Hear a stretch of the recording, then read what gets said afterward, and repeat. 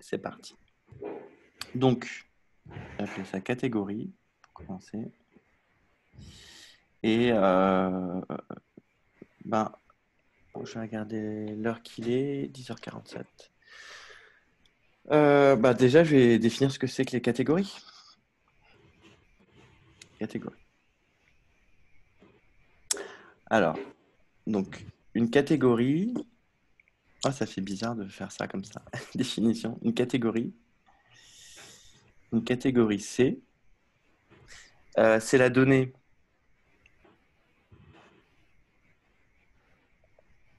Bien, premièrement, d'une collection, on va dire.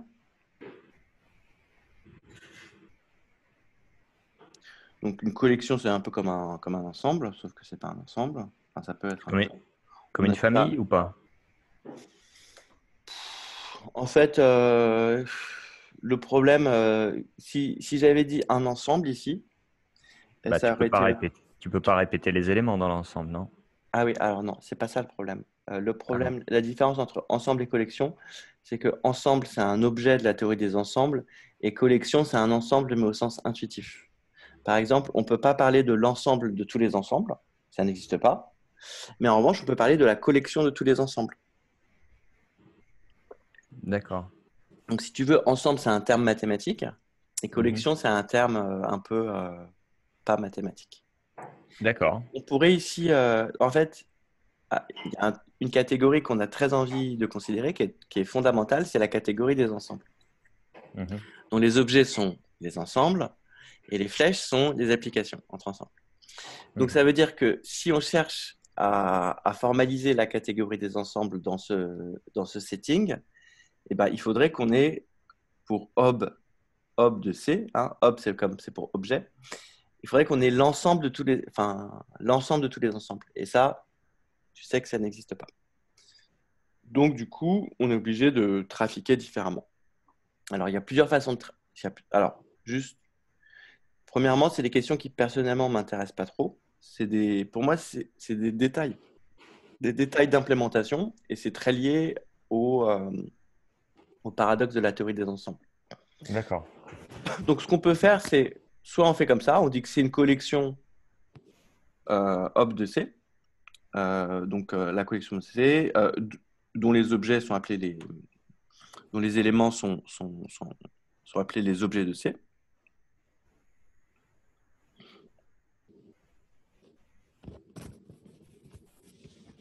Donc, on peut faire comme ça. Mhm.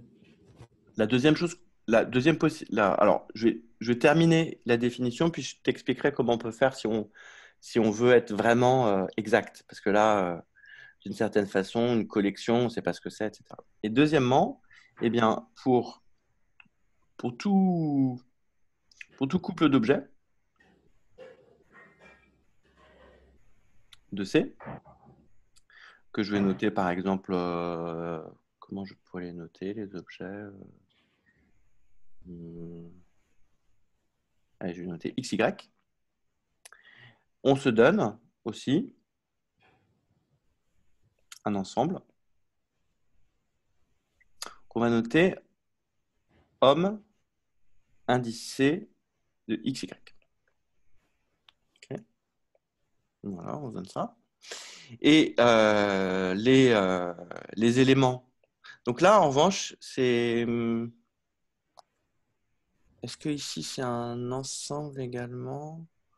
Ou est-ce que c'est une collection? Là, on va dire ensemble. Et donc, les éléments. Faut que je réfléchisse. Sur une catégorie. Euh,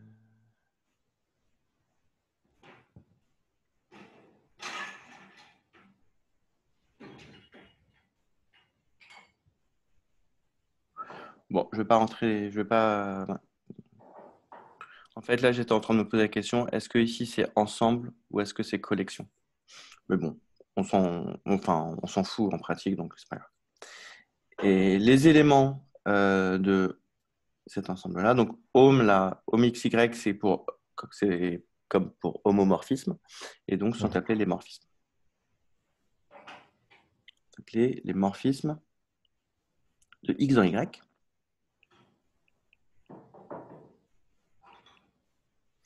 Donc, on se donne ça. Et enfin, troisièmement, eh bien, si X, Y, Z sont des objets de C, on dispose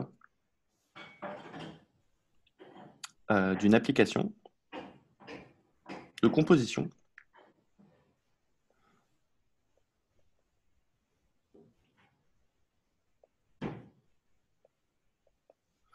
qui prend les morphismes de X dans Y et ensuite prend les morphismes de... alors, on va faire ça dans quel sens? On va plutôt faire X, Y, et là, on va prendre Y, Z.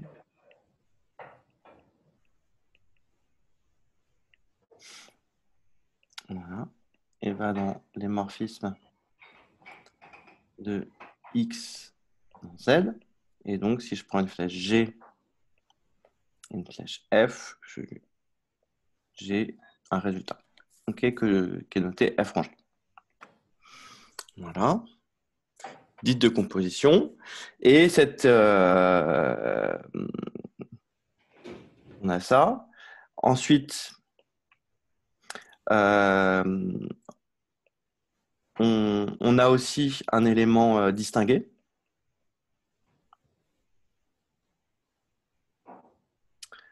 Identité de X, qui fait partie des morphismes de X dans X. Donc, l'ensemble des morphismes de X dans X est forcément non nul, et forcément non vide. Il y a forcément l'identité dedans. Et enfin, la composition est associative. D'accord. Donc ça veut dire que si j'ai X, Y, Z et T des objets de ma catégorie, et si j'ai trois morphismes, bah, je peux d'abord calculer ce composé-là, c'est-à-dire G rond F, puis je peux faire le composé entre G rond F et H. Donc G rond F, et ensuite je fais H, et puis je peux faire la même chose, mais en commençant par composer G puis H, et ensuite composer F, puis G, puis H. Et on demande que ce soit égal. Donc, ça veut dire que on demande pour tout X, Y, Z, T objet, et pour tout F, G, H appartenant à si X, Y, croix homme Y, Z, croix les morphismes de Z dans T, eh bien, on demande que l'égalité que j'ai mise au-dessus. Ok. H rond G rond F égale H rond G. Voilà. Sachant qu'ici, évidemment, la composition, l'opérateur de composition ici, c'est pas une vraie composition. Mhm. Tout ça, tu connaissais déjà? Non. D'accord. Donc, tu vois, l'ensemble des morphismes, là, attends juste, cet ensemble-là, Ouais. l'ensemble des morphismes dans XY, c'est pas un ensemble d'applications. Bah, déjà parce que rien ne dit que X et Y sont des ensembles. D'accord. X et Y, c'est juste des objets. Alors, si on considère que les mathématiques que en mathématiques tout est ensemble, oui, ça va être des ensembles. Mais on n'a pas forcément accès, et c'est ça un des grands slogans, disons, une approche importante en théorie des catégories, c'est que Pour comprendre l'objet X, on n'a pas accès à ce qui se passe à l'intérieur. On ne sait pas de quoi est composé X. On ne sait pas quels sont ses éléments. En revanche, on sait quelles sont ses relations avec les autres objets. C'est un peu comme si, pour comprendre quelqu'un, tu n'avais pas du tout accès finalement à quoi que ce soit de lui, mais tu pouvais observer comment il va interagir avec les autres personnes. Et ça va te permettre de comprendre peut-être, ah bah oui, je sais qu'il va être comme ceci ou comme cela, etc. Voire même le caractériser entièrement. On verra un résultat plus tard de la théorie des catégories. C'est que… C'est intéressant. Je ne sais pas si tu connais la théorie des problèmes inverses, mais en gros, les problèmes inverses, c'est que tu arrives à observer ce qui se passe à la surface et tu veux comprendre ce qui se passe à l'intérieur. Donc, l'exemple parfait, c'est par exemple l'activité des volcans. Ouais.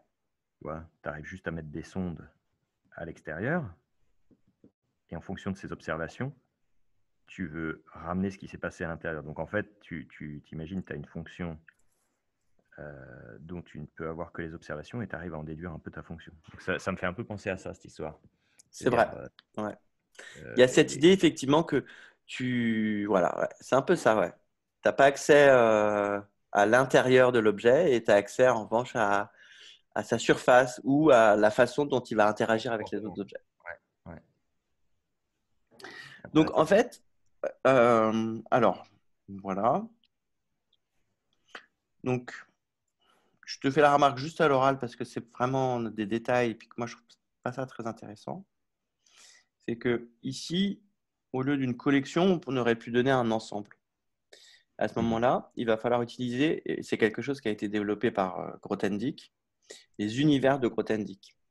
Parce qu'il avait besoin, ici, pas uniquement pour des raisons de chipotage, mais pour des raisons plus mathématiques, il avait besoin de pouvoir distinguer plus précisément entre collection, ensemble, qu'est-ce que c'est. Et donc, il a développé la notion d'univers. Un univers, c'est, je crois que c'est un ensemble, ouais. C'est un ensemble qui est stable par toutes les opérations qu'on fait généralement en théorie des ensembles. Donc, union, opération. Alors, ça ne va pas être stable par opération partie, parce qu'à ce moment-là, tu sors. Donc, union, plein de trucs. Peut-être que ça va être stable par… Oui, c'est stable par opération partie, autant pour moi. C'est stable par union, fonction, produit, intersection, voilà, partie, etc., etc. Donc, c'est un ensemble dans lequel on peut faire tout ce qu'on veut. Et c'est un ensemble aussi. D'accord. Donc, ça veut dire que tu ne peux pas considérer l'ensemble de tous les ensembles, mais tu peux considérer l'ensemble des éléments de ton univers. Et c'est un peu si, finalement, tu regardais l'ensemble de tous les ensembles de mon univers. Et ça, c'est un ensemble, c'est ton univers, puisque tu as supposé par hypothèse que l'univers était un ensemble. Et donc, ce que fait Grothendieck pour pouvoir résoudre les problèmes de définition entre ensemble et ensemble de tous les ensembles, c'est qu'il suppose qu'il dispose de plusieurs univers qui sont imbriqués les uns dans les autres. Et donc, au lieu de considérer pour une catégorie, au lieu de dire que c'est une collection d'ensembles, il va dire qu'est-ce que c'est qu'une U-catégorie, où U est un univers. Une U-catégorie, c'est premièrement un ensemble d'objets qui appartient à U, et ensuite, etc., etc. Donc, il vient relativiser la notion d'ensemble pour pouvoir considérer d'une certaine façon l'ensemble de tous les ensembles. Alors, on va regarder des exemples. Là, c'est très théorique. C'est des détails un petit peu de théorie des ensembles. On va revenir à des choses plus simples. Donc, ce n'est pas remarque, c'est exemple. Et le premier exemple, on va justement considérer la catégorie des ensembles. Il n'y en a qu'une seule? Oui. D'accord. Il n'y en a qu'une seule. La catégorie des ensembles. Donc, elle est notée ans, comme ça, entre parenthèses. Alors, ces objets, Eh bien, c'est les ensembles. Et ces flèches, alors c'est vrai que c'est quelque chose que pour l'instant j'ai juste dit à l'oral, mais les morphismes, on appelle ça aussi les flèches. Et je Ouais, ne sais pas si je t'avais dit qu'on appelait ça un morphisme. Ouais, les morphismes. Et là, pour le coup, les morphismes, ça va être des vraies applications pour la théorie pour la catégorie des ensembles. Si X et Y sont des ensembles,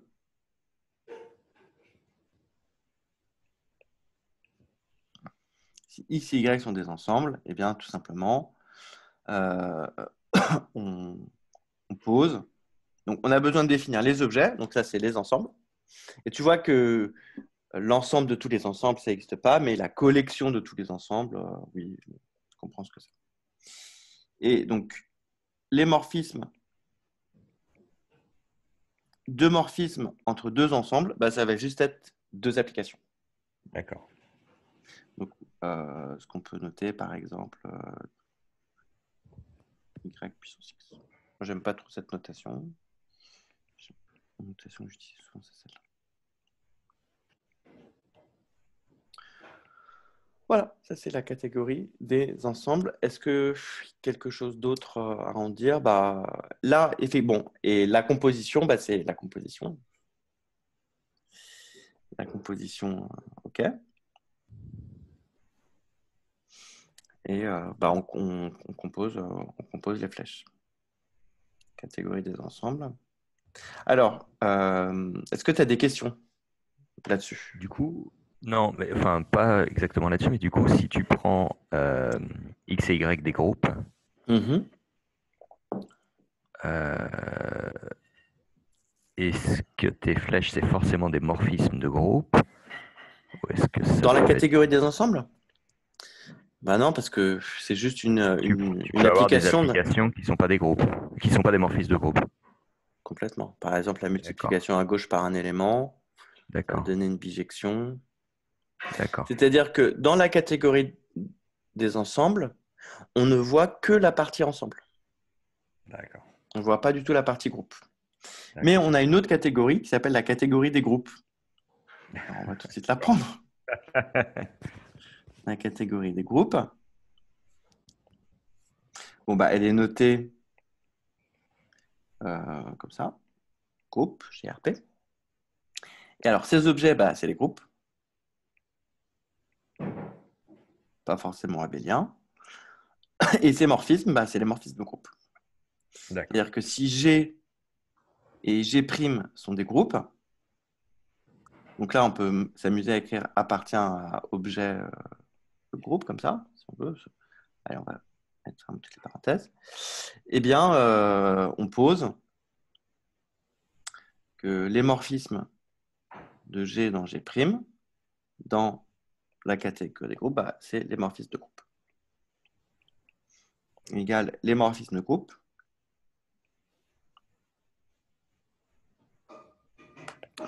Voilà. Et la composition, OK. Composition,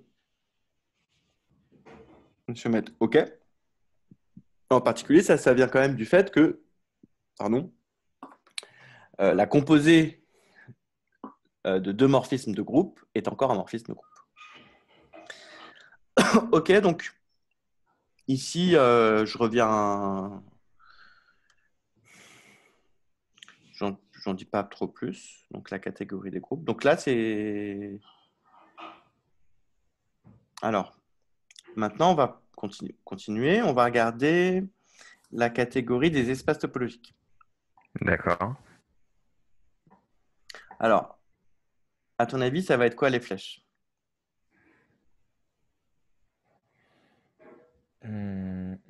Alors, les objets On va déjà. déjà commencer par les objets, ouais. Les objets. Catégorie des espaces topologiques, dont les objets sont. Alors, Des espaces topologiques. exactement. C'est tous les espaces topologiques. C'est pas des espaces topologiques, c'est tous les espaces topologiques. Ce sont exactement les espaces topologiques.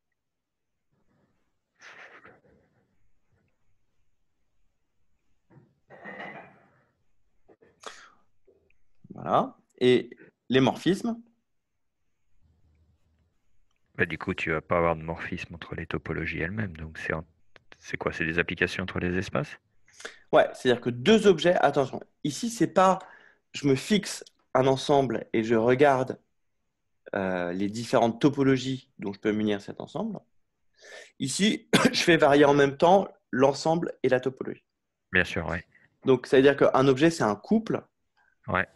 formé d'un ensemble et d'une Et d'une topologie. topologie. Ouais. Et donc, un morphisme, ça va être, c'est à nous de décider. Il faut que ça soit finalement.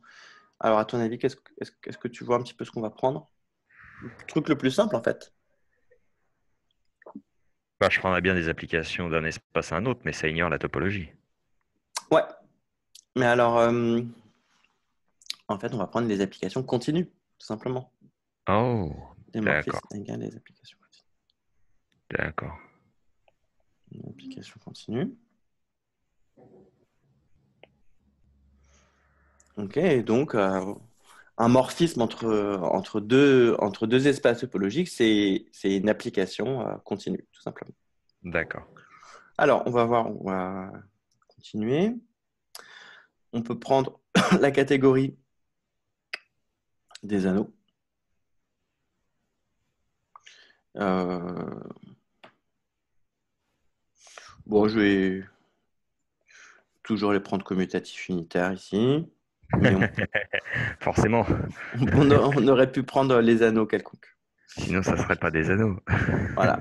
Donc ici, bah, les objets, c'est, bah, si tu veux, les anneaux, hein. Et les morphismes, bah, c'est les morphismes d'anneaux.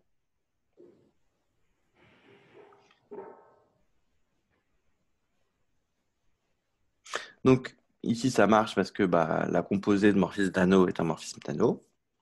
Pareil là-haut, hein, pour les espaces topologiques, ça marche parce que la composée de deux applications continues est continue.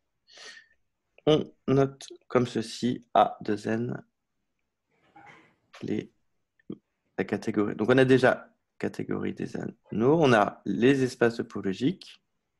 Donc anneau, c'est plutôt une catégorie algébrique. Je ne peux pas te définir ce que ça veut dire, mais parce que je ne sais pas. Et je ne sais pas si ça existe non plus. Topologie, c'est plutôt une catégorie géométrique. Groupe, c'est plutôt une catégorie algébrique. Et ANS, c'est plutôt une catégorie géométrique. Ouais. Donc ANS, c'est plus proche de top. Et groupe et anneau sont un peu ensemble.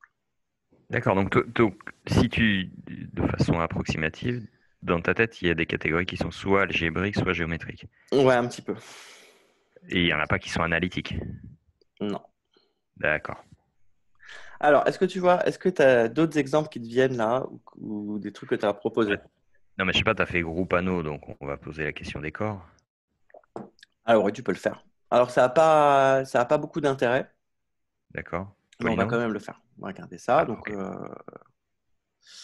Donc, la catégorie des corps. C'est une catégorie que on ne considère pas généralement. Je t'expliquerai plus tard. Je t'expliquerai plus tard pourquoi. Catégorie des corps, dont les objets sont les corps.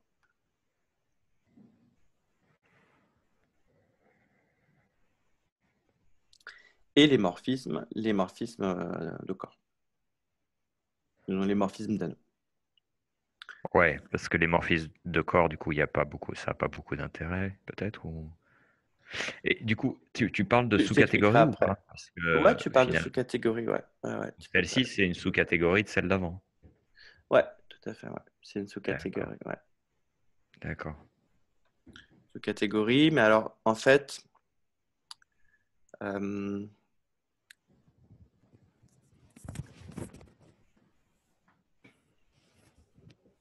bon, puisque tu poses la question, je vais tout de suite le dire. Notion de sous-catégorie. Notion de sous-catégorie. Donc, définition. Donc, soit C et D, deux catégories. On dit on dit que C est une sous-catégorie de D, si et seulement si deux définitions, eh bien, premièrement, les objets de C sont inclus dans les objets de D. Deuxièmement, pour tout XY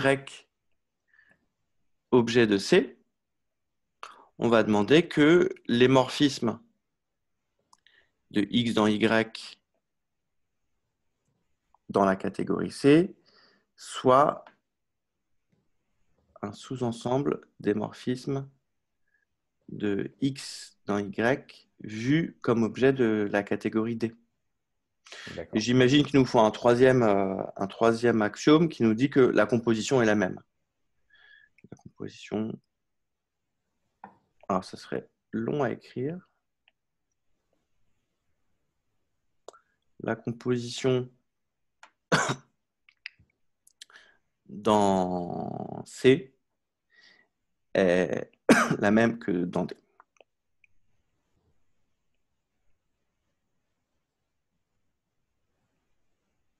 Ok. Là, il y aura un petit exercice, c'est écrire formellement le troisième mot. Ouais. Est-ce que tu veux que je le fasse ou on laisse ça de côté? Laisse-le de côté, je reprendrai les notes après et ce sera un bon exercice. Donc ça, c'est la notion de sous-catégorie. C'est pas génial comme notion. Nous, ce qu'on préfère, c'est sous-catégorie pleine. C est une sous-catégorie pleine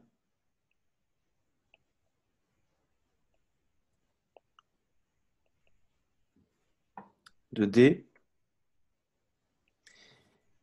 si, en fait, eh bien, tu as les objets de C, c'est une sous-collection des objets de D. Ouais, Et ensuite, tu demandes que les morphismes soient les mêmes. d'accord.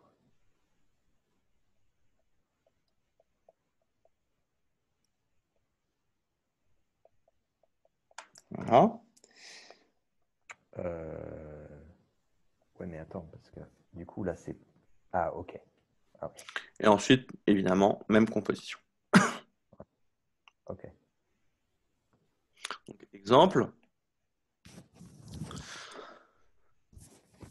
Exemple. Eh bien, groupe, eh bien, c'est une sous-catégorie de Hans.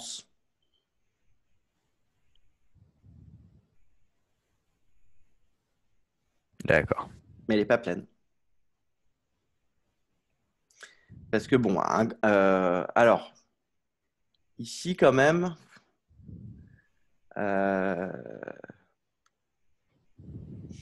est-ce que c'est vraiment une sous-catégorie?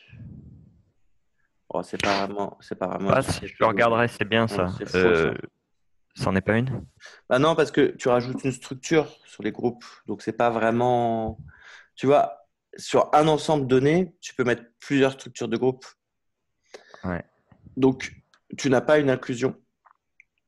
Tu n'as pas une inclusion entre ob.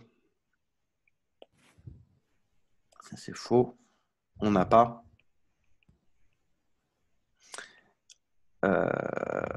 Ob de groupe qui est inclus dans ob de Hans.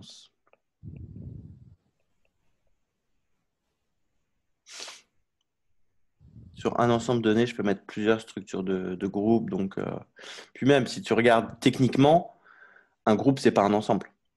Un groupe, si on regarde techniquement, un groupe, c'est, je sais pas, c'est un couple.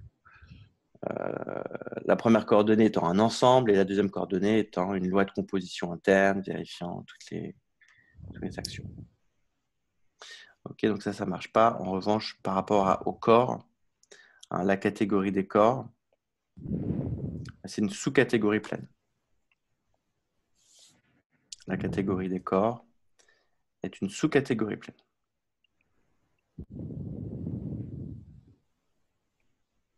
Sous-catégorie pleine de la catégorie des anneaux. De même, la catégorie des anneaux commutatifs, c'est une sous-catégorie pleine de la catégorie des anneaux non nécessairement commutatifs. Voilà. Alors, on va continuer les exemples.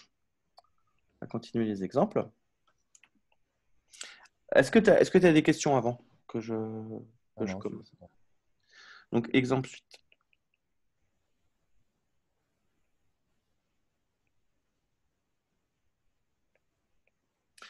Donc, bah, là, j'avais envie. Comment j'avais noté ça? Hop. La catégorie des ensembles finis. Ouais.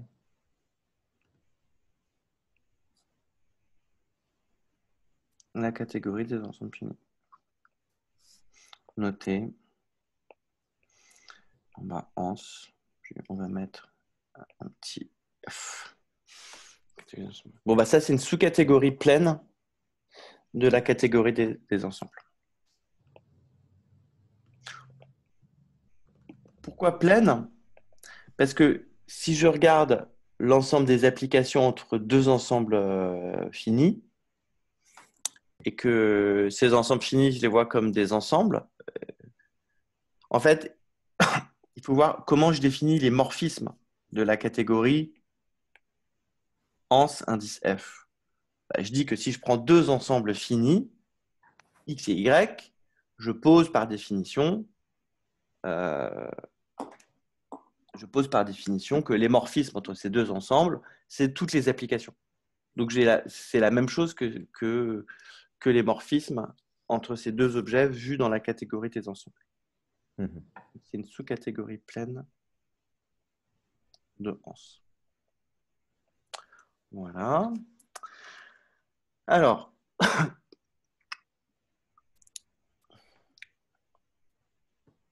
qu'est-ce qu'on pourrait faire d'autre comme... Est-ce que tu as des idées de catégorie?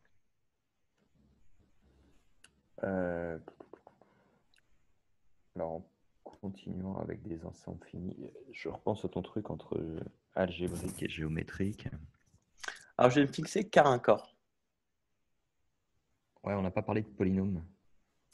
On n'a pas parlé de polynômes, c'est vrai.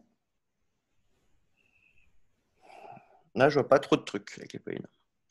En revanche, je vais pouvoir considérer la catégorie des cas espaces vectoriels. D'accord. Catégorie des cas espaces vectoriels. Notez KEV. Dont les objets sont, bah, comme d'habitude, les cas espaces vectoriels et les morphismes, ça va être les applications linéaires. C'est-à-dire que si V et V' sont des objets de la catégorie des cas espaces vectoriels, donc si V et V' sont deux cas espaces vectoriels, eh bien on pose simplement les morphismes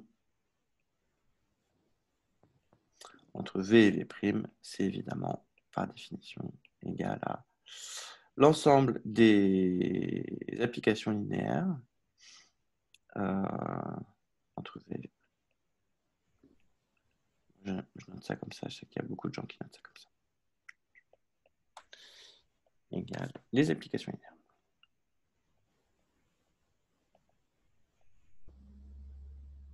De V en V'. Donc voilà, nouvelle catégorie. Et sinon, tout à l'heure, tu parlais d'applications continues. Tu peux pas monter d'un cran avec des applications différenciables ou des trucs comme ça? Si, mais tu vas prendre quoi comme objet du coup, à ton avis?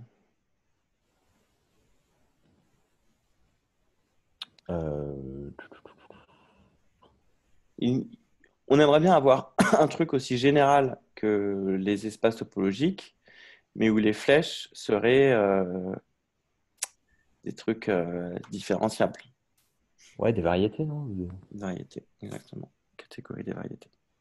Donc là, j'ai mis catégorie des cas espaces vectoriels. Bah, de même, hein, si je prends A en anneau, commutatif unitaire, eh bien, on a la catégorie des A-modules. D'accord. Catégorie des A-modules. Noté A-mode.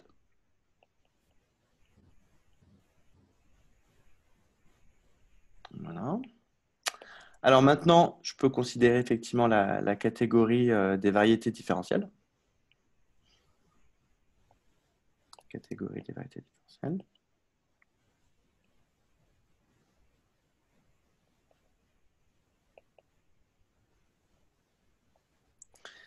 Donc, noter diff. Les objets, c'est les variétés différentielles.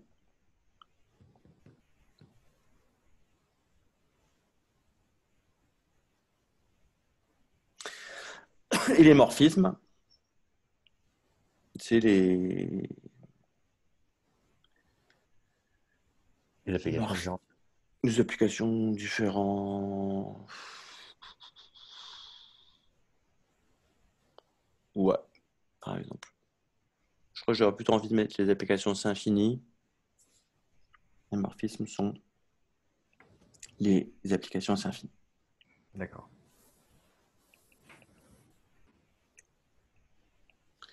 Voilà. Et on aurait pu faire aussi avec différentiable. On a une notion de différenciable. Voilà. Alors, est-ce qu'on a d'autres exemples, d'autres idées de catégories? Est-ce que tu en as une à proposer? Bah, on est parti, tu sais, on est parti de... Enfin, on n'est pas vraiment parti, mais en fait, on a fait groupe à nos corps. À partir Ouais. du groupe, après, on a spécialisé dans... On a spécialisé dans les groupes commutatifs ou pas? Non, Non. on Alors, peut le faire. éventuellement, on pourrait continuer de spécialiser On dans l'a le déjà sens. fait, c'est les Z-modules. Ouais. Mais aller dans l'autre sens, en fait. C'est-à-dire, plutôt que de spécialiser, de généraliser. Donc, finalement, tu vois, tu passes du groupe à l'anneau en spécialisant, mais tu peux aussi aller dans l'autre sens en enlevant certains axiomes Tout à fait, ouais. de, Ouais. Donc, bah, tu de as, la un truc à groupe et proposer? bah, les monoïdes, par exemple. Catégorie des monoïdes. Tout à fait. Catégorie des monoïdes.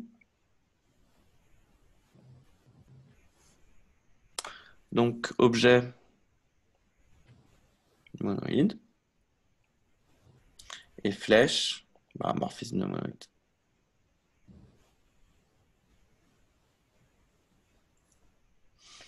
Un monoïde, c'est, je crois, c'est juste associatif, hein. Une application associative. Ouais. C'est-à-dire E plus une loi de composition interne associative. Voilà. Catégorie des monoïdes. Notez M-O-N. Monoïde. Alors, est-ce que tu as d'autres idées? À mon avis, enfin, tu en as une infinité, donc tu peux continuer Non, ouais. toujours. On va regarder la catégorie des ensembles ordonnés. D'accord.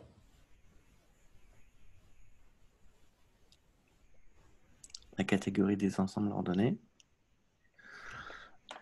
D'ailleurs, ici, je pourrais aussi mettre des ensembles préordonnés. D'accord. Pas grand-chose. Ah, c'est parfait. Catégorie des ensembles ordonnés. Alors, je ne sais pas comment je pourrais la noter. Non, je vais la noter comme ça. Ensemble avec un petit intervalle. Donc là, tu vas leur mettre un truc qui maintient, l'ordre. Donc, Ouais. Compatible plutôt avec. Oui, qui maintient l'ordre. La police qui maintient l'ordre. ouais, enfin, Donc, les objets, ben, donc, c'est les couples monotone. E inférieur égal ou inférieur égal est une relation d'ordre sur E. Et les flèches. Des applications monotones. Exactement. Ouais. Ok. Morphisme. Non, pas monotone, croissante.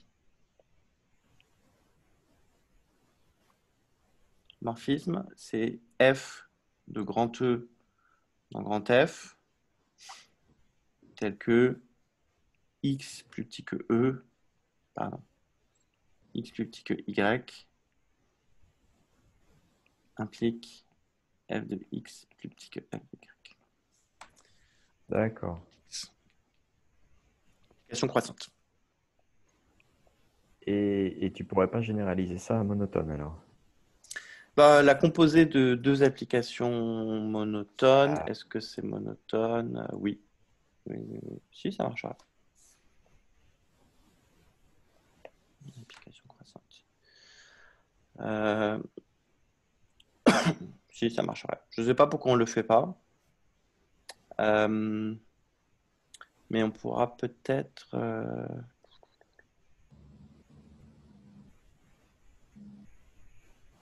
Non, je ne suis pas trop comme ça.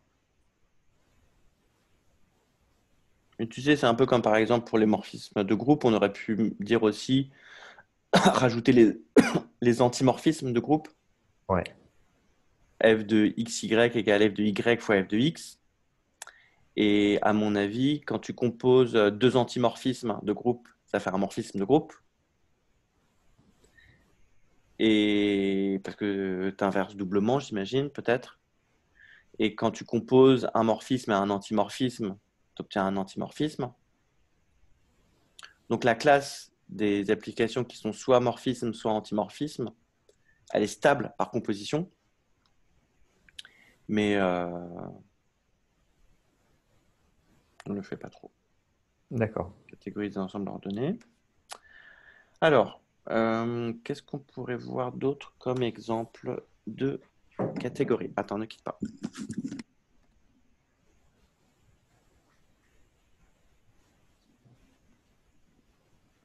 Bah, on peut construire des catégories. Alors, tiens, c'est une question que je ne me suis jamais posée. Est-ce que la catégorie vide est une catégorie? Bon, oui, après. Objet vide, Ah oui. Bon, ça, c'est des trucs qui servent à rien. ça ne sert à rien. Qu'emmerde tout. On peut regarder, par exemple, la catégorie...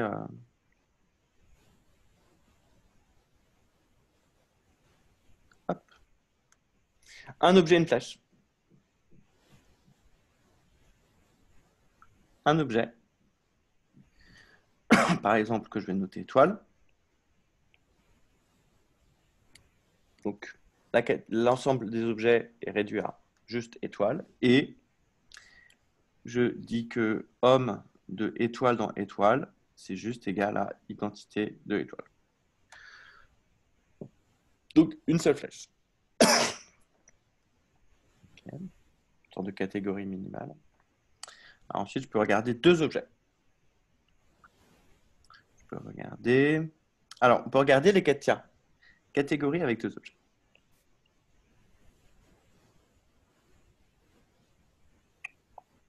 Alors, je ne vais pas toutes les faire parce qu'il y en a une infinité, mais je peux déjà regarder celle-là. Deux objets, étoile et...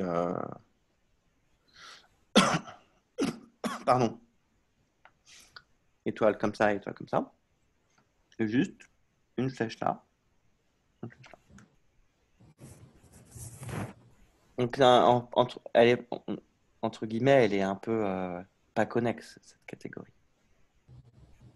J'ai aucune flèche. Donc là, j'ai les morphismes de étoile dans étoile, j'en ai qu'un seul. C'est l'identité. Le morphisme entre les étoiles comme ceci, pareil, j'en ai qu'un seul.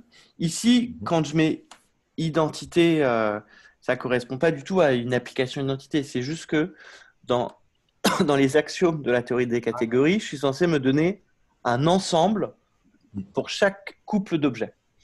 Et donc là, à l'intérieur, ici, je dis que c'est un singleton et à l'intérieur, je mets ce que je veux. J'aurais pu mettre 5, par exemple, et décréter que 5, c'est l'unique flèche qu'il y a entre étoile et étoile. Donc 5, c'est l'identité. Et ici, un truc que je n'ai pas dit, que j'ai oublié dans la définition quand même des catégories, c'est que l'identité se compose comme un neutre pour la composition. Donc ça, je vais revenir tout en haut, j'ai oublié ça. Donc, si on reprend la définition d'une catégorie, c'est des objets.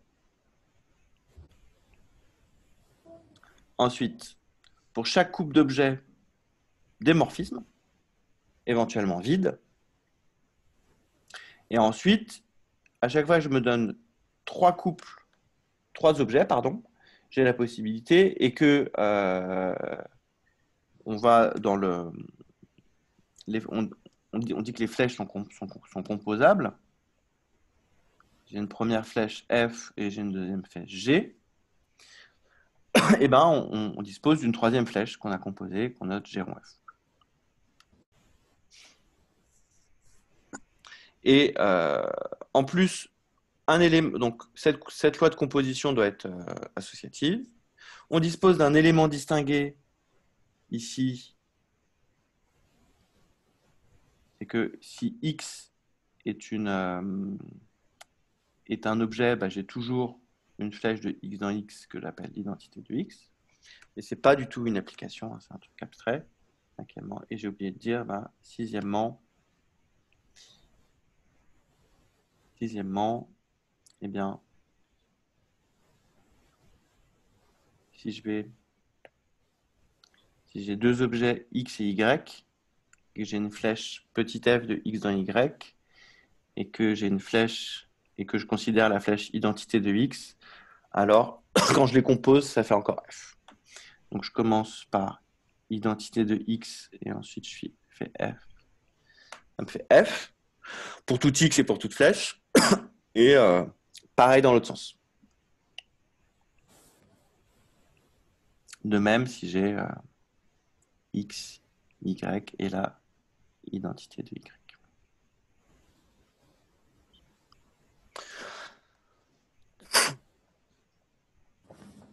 Et donc, là, on a vu des catégories qui faisaient intervenir les structures usuelles des mathématiques.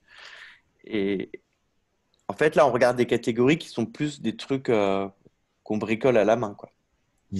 Donc là, j'ai pris une première catégorie, c'est j'ai juste un objet et j'ai juste une flèche. Là, j'ai deux objets et deux flèches. Et j'aurais pu aussi considérer cette catégorie-là. Donc, j'ai deux objets, j'ai une flèche entre les deux objets et j'ai toujours les identités. D'accord ? Voilà. Alors, maintenant, on va voir catégorie associée à un ensemble ordonné. Catégorie associée à un ensemble ordonné. Donc, à ne pas confondre avec la catégorie qu'on vient de voir.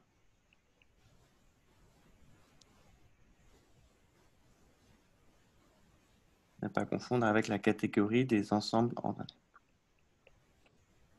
Donc là, je me donne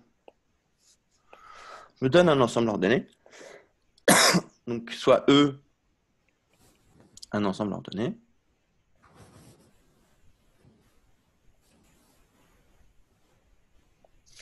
Et donc, on définit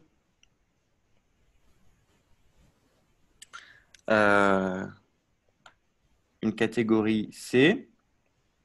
Alors, je n'ai pas de notation à proposer, donc on va juste la noter C, mais elle dépend de l'ensemble ordonné, défini par.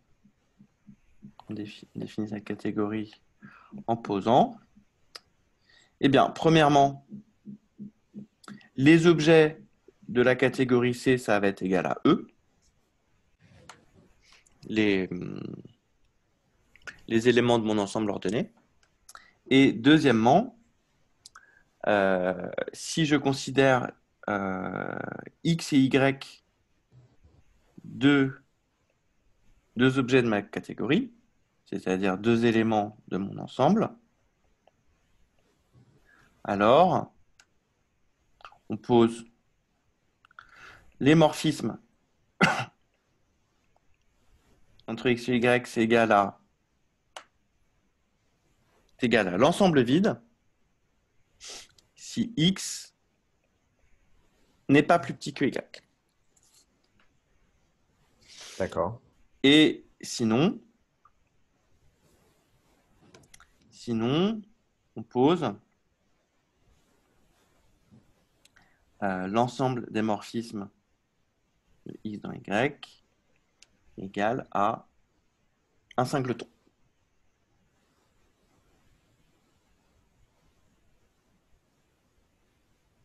Je peux mettre ici en remarque un singleton. Alors je crois, et d'ailleurs je me demande si je pense pas que ce soit un bug possible de la théorie des catégories, mais à aucun moment, tu vois, j'ai quand même demandé dans mes axiomes que mes ensembles de morphismes soient par exemple disjoints de A2, si les ensembles sont différents. Mhm. Donc, du coup, je vais pouvoir dessiner N. Exemple, on peut regarder N muni de l'ordre usuel. Ça donne la G0, la G1, la G2, 3, 4, etc. Et donc, j'ai une flèche de 0 dans 1. Alors attends, n avec tu le définis comme étant un objet d'une catégorie. C'est pas une catégorie à part entière. Non, c'est pas une catégorie à part entière. Mais ce que j'ai D'accord. fait dans ce... Là, je suis en train de regarder des catégories qui sont beaucoup plus petites. Donc, Ouais. j'ai regardé, par exemple, la catégorie avec juste un point. Ouais. Là, c'est une catégorie qui a un seul objet. Ah, mais ça, je suis d'accord. Donc les deux derniers, enfin ça, tout Pareil. ça, c'est ok. Ça, Et j'étais d'accord. maintenant, je fais un peu la même chose. C'est-à-dire que je me fixe un ensemble ordonné Ouais. et je définis une catégorie. Si tu veux, je peux la noter C indice E.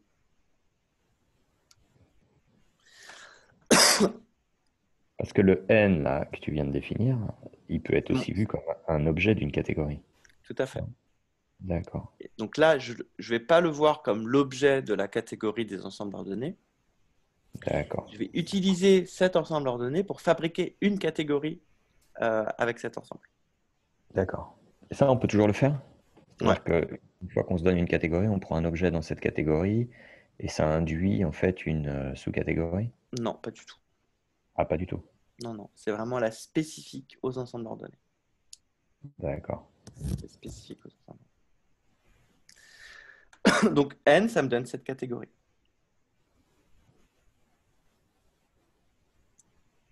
Donc là, je n'ai pas dessiné toutes les flèches. Alors, ici, on a dit que j'ai une flèche si un élément est plus petit que l'autre. Donc j'ai une flèche qui va de 0 vers 1, de 1 vers 2, etc. etc. Bon, j'ai aussi évidemment toutes les flèches, comme 0 est plus petit que 0, Ouais. Et ça puis fait tu as ça. t'as toutes les composées. Et j'ai toutes les composées. Mais est-ce qu'il y va vraiment y avoir... Alors, ensuite, je vais pas... Alors, est-ce que quand je compose, par exemple, si je compose cette flèche et cette flèche, Là, tu n'as rien fait. Tu n'as rien ajouté de nouveau. en fait, comme j'ai que... si je regarde ici, je regarde les morphismes de 0 dans 0. Alors, je vais plutôt aller dans l'autre sens. Je regarde les morphismes de 1, pardon, de 0. Ah non, je bug. Les morphismes de 0 dans 1 et les morphismes de 0 dans 0. Et ça, d'après la composition, c'est censé me donner des morphismes de 0 dans 1. Là, je prends un morphisme de 0 dans 0, un morphisme de 0 dans 1, et je lui applique, ça me fait un morphisme de 0 dans 1. Fou, les notations de composition sont très désagréables.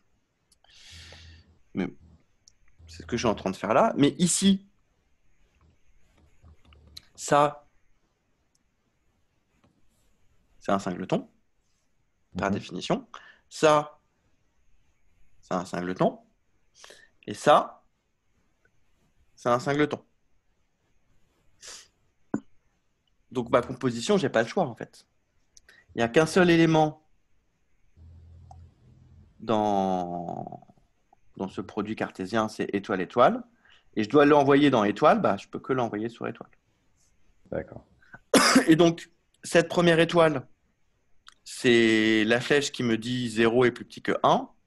Et cette deuxième étoile, c'est l'unique flèche de 0 dans 0. Donc, c'est forcément identité de 0. Puisque je sais que j'ai forcément l'identité. Et donc, j'ai bien vérifié que quand je fais la composée entre la flèche qui dit que 0 est plus petit que 1 et l'identité qui est 0, je retrouve la flèche 0 plus petit que 1. Donc, on peut vérifier que lorsqu'on met comme ça,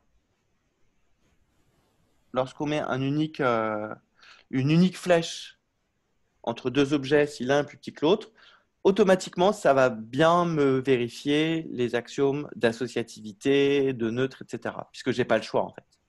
Mhm. Si je vais entre les bonnes directions, si j'ai le même but et si j'ai la même source et le même but, je suis forcément à la même flèche puisqu'il n'y en a qu'une. Donc, automatiquement, je vais avoir l'associativité, etc. Donc, c'est comme ça qu'on représente cet ensemble ordonné N en tant que catégorie. Et on peut faire la même chose. Alors, qu'est-ce qu'on peut voir d'autre comme ensemble ordonné? On va regarder N carré.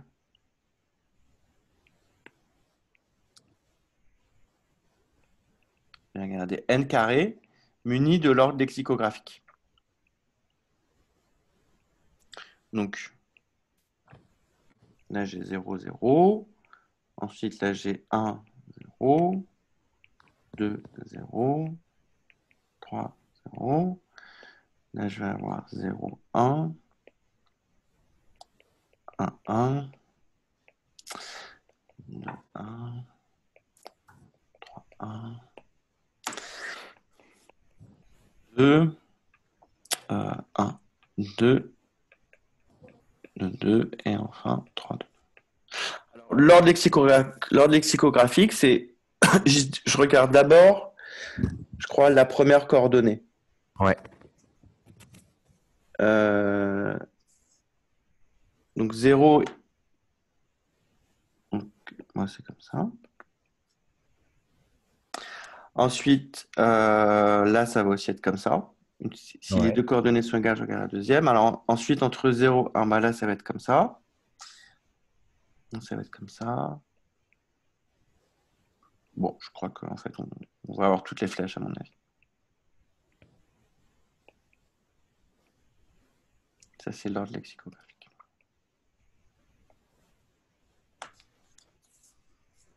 Ouais. Alors, c'est un ordre total, mais on pourrait très bien avoir des ordres qui sont pas totaux. Enfin, tiens, on va regarder l'ordre avec la relation de divisibilité. 3. Je peux regarder n et je vais regarder n muni de la divisibilité.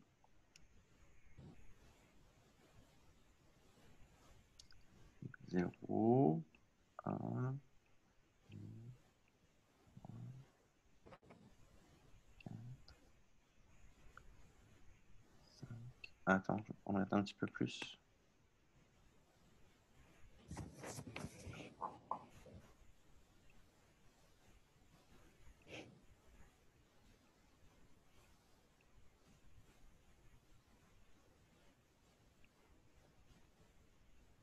Alors, bon, bah, 1 divise tout le monde. Alors, tu as remarqué que je n'ai pas représenté les flèches identité. Parce que ça ne rajouterait pas trop d'informations. Donc, 1 divise tout le monde. Donc, j'ai 1 qui est plus petit que 2, 1 qui est plus petit que 3, 4, 5, 6, 7, etc. Ensuite, 2 divise 4, 2 divise 6, 2 divise 8, 2 divise 10. 3, bon, bah, 3 divise 6. 3 divise 9, etc., etc. 4 divise 8. 5 divise 10.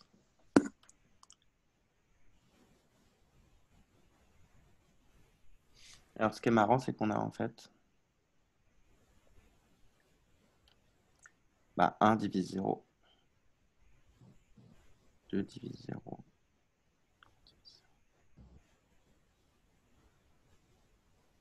etc. Wow. On voit, tu vois, qu'il y a déjà... Bon, là, il n'y a pas de flèche entre tous les éléments. Par exemple, ici, bon, on a... Il n'y a pas de flèche entre 4 et 7.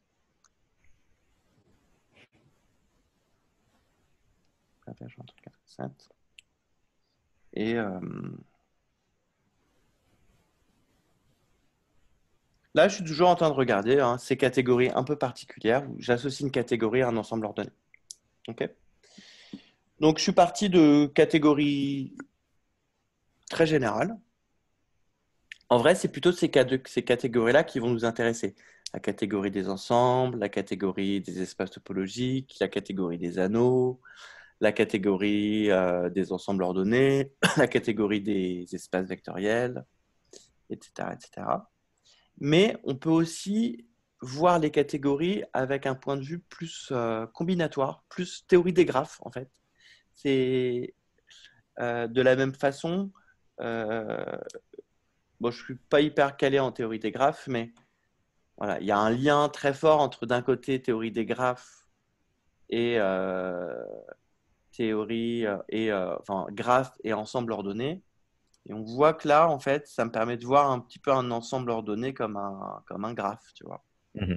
Évidemment, je peux, je peux retrouver l'information. C'est-à-dire que si tu me donnes juste la catégorie associée à un ensemble ordonné, je peux reconstruire l'ensemble ordonné. Mhm. L'ensemble, c'est l'ensemble des objets. Et je dis que X est plus petit que Y si l'ensemble des morphismes de X dans Y est non vide. On ne perd pas d'information. On a une notion plus combinatoire. Et on a vu que avant de regarder ça, je regardais juste des exemples, voilà, un peu très très combinatoires. Un point, une flèche. Et puis là, je pouvais le faire de deux façons. 2 points, comme ça. Ah tiens, j'ai oublié de mettre mon iPad à chercher. Ou alors, je peux décider de les relier. On verra quand même que ces catégories, elles ont un intérêt. On va s'en servir, ces catégories un peu plus combinatoires. Et Elle est puis, simple comme ça? ouais, ah ouais, clairement, ouais. Genre la 2, on va s'en servir, ouais. D'accord. Ouais, on va s'en servir. Et catégorie associée à un ensemble ordonné, je ne sais pas si on s'en servira, mais tu vois, ça va un peu dans la même direction. Je suis très combinatoire. J'ai D'accord. beaucoup moins de complexité que les énormes catégories, mais j'arrive déjà à quelque chose, une notion intéressante. On va avoir un dernier exemple, et puis je te propose que on s'arrête là. Ouais, Ça fera 1 heure, on peut ouais, grossir ouais, un c'est peu, bien. c'est pas mal. Ouais. Dernier exemple intéressant. Je me fixe, j'ai un groupe. Soit j'ai un groupe et je considère la catégorie. Donc on définit. Je ne sais pas très bien comment ça se prononce. Pourquoi ça se dit comme ça? Définir la catégorie BG. Donc on définit ça, c'est une catégorie. Donc défini par, eh bien, les objets de BG, je crois qu'on appelle ça le classifiant, un truc comme ça, je ne suis pas tout à fait sûr. Eh bien, j'ai qu'un seul objet. Pouf, c'est une catégorie assez simple, elle a un seul objet. Et ensuite, eh bien, il faut que je définisse les morphismes de cet objet dans cet objet. Mhm. Et là, qu'est-ce que je vais prendre? Eh bien, par définition, je dis que les morphismes de cet objet dans cet objet, est-ce que tu peux guesser ce que c'est?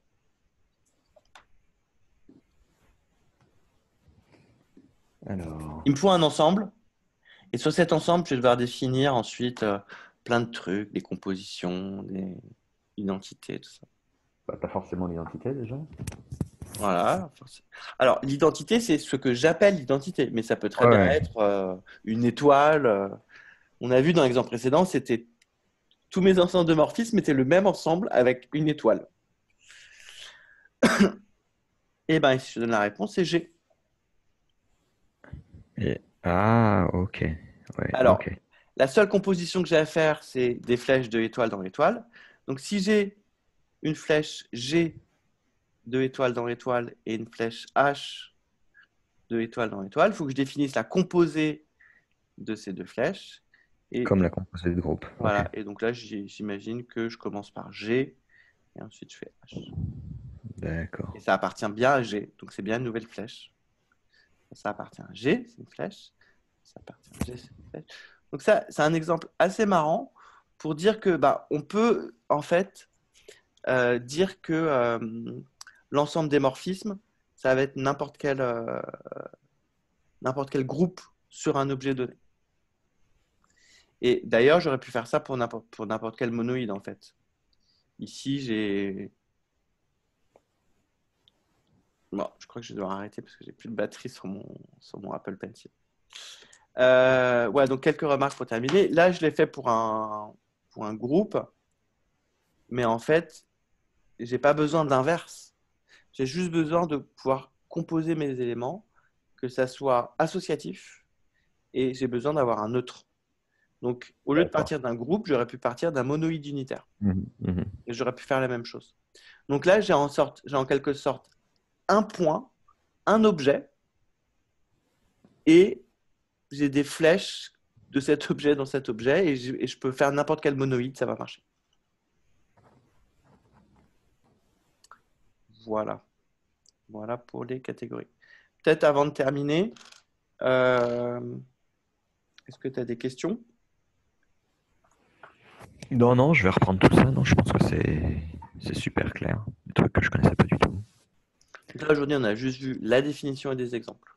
Ouais, ouais, non, mais c'est bien. J'ai commencé à parler, on a commencé à voir apparaître un principe de la théorie des catégories, c'est que je n'ai pas accès à l'intérieur des objets. J'ai juste accès à comment ils sont en relation l'un avec l'autre, les uns avec les autres. Et de façon purement, on le voit aussi un petit peu apparaître dans les derniers exemples. En fait, c'est comme si j'avais uniquement les relations des objets les uns par rapport aux autres, mais de façon purement combinatoire. Je sais Ouais. juste que j'ai une flèche de l'un vers l'autre et que quand je vais la composer avec telle autre flèche de l'un vers l'autre, ça va me faire telle autre flèche de l'un vers l'autre. Et peut-être que j'ai des flèches de moi-même dans moi-même. Et là, j'ai une structure de groupe, etc., etc. Voilà. Et donc, par exemple, la prochaine chose dont je vais te parler au prochain, prochain cours qu'on va faire, c'est par exemple qu'on peut définir en théorie des catégories. Donc là, on commencera à bosser avec des catégories quelconques. Et ben, D'accord. si je prends une catégorie quelconque et deux objets X et Y, je peux définir, par exemple, ce que c'est que le produit de ces deux objets, qui n'existe pas toujours, mais s'il existe, j'ai sa définition. C'est-à-dire que je peux dire, si j'ai un troisième objet, ce troisième objet est un produit des deux premiers, si et seulement si, vérifie des trucs. Donc on a la notion de produit dans une catégorie, et on verra que ça va nous redonner ensemble produit, groupe produit, espace topologique produit, anneau produit, espace vectoriel produit, ensemble ordonné produit, etc., etc. Donc on a Ah, une tout change de cool, en définition, fait. Ouais, c'est bien ça. en théorie des catégories qui va unifier toute la notion de produit. Et en fait, on voyait bien quand même que c'était à chaque fois la même chose, l'ensemble produit, le groupe produit, l'anneau produit. Et en fait, Ouais. c'est la même chose parce que c'est la même notion catégorique. Et donc, si on a des choses à démontrer sur les produits, par exemple, le fait que X croît Y croît Z, c'est pareil moralement, intuitivement, que X croît Y croît Z. Ouais. Et ça, on va le démontrer une seule fois en théorie des catégories et ça sera terminé. On l'aura démontré pour les ensembles, les groupes, les anneaux, etc. etc. Et ça me fait penser à un Et truc juste, pareil. alors juste, comme j'ai commencé à parler de ça, je peux tout de suite te dire pourquoi on ne considère pas la catégorie des corps, parce que la catégorie des corps n'admet pas de produit. Il n'y a D'accord. pas de produit entre deux corps. Ça n'existe pas. Et nous, c'est un autre grand enseignement de la théorie des catégories, c'est que quand on construit une nouvelle théorie, on essaiera toujours de faire en sorte que la catégorie des objets de cette nouvelle théorie, elle soit sympa. Elle admette les produits, plus plein d'autres Ah, je vois. conditions. Donc, Et, on se place vraiment à un point de vue méta. On ne cherche pas seulement à ce que l'objet soit beau, on dit, ouais, mais on veut que la catégorie des objets soit belle. d'accord. Et du coup, vu que tu as parlé de produits et d'unification, ça me fait penser à Tikhonov, là, tu sais, un produit quelconque d'espace compact et compact. Ouais. On a des trucs justement sur les espaces compacts avec les catégories ou pas trop? Non, je crois pas. Ça, comme ça me dit rien. D'accord. Ça me dit trop rien. Voilà. Cool. Cool, cool. Super. Bon, j'arrête l'enregistrement. Ouais, super. Qu'est-ce que tu